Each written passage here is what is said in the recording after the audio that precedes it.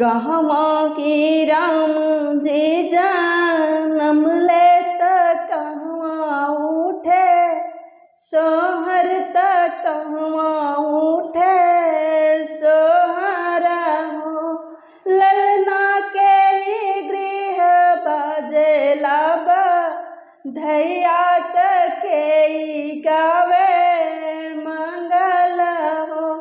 ललना के ही गृह बाजेला धैया के ही गावे मंगल हो।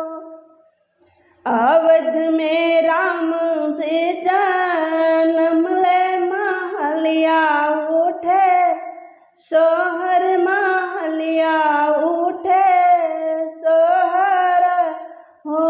ललना दशरथ घर बाजेला धैया कौशल्या गावे सोहर कौशल्या गावे सोहर हो।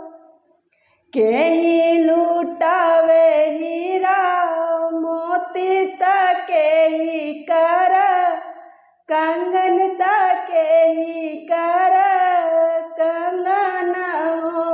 ललना के ही लुटावे धेनु गैया के ही सुख पावत के ही सुख पावत हो।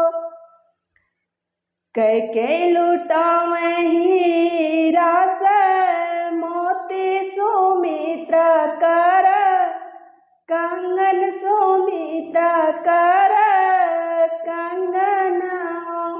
ललना दशरथ लुटावे धेनु गैया तरस मुन सुख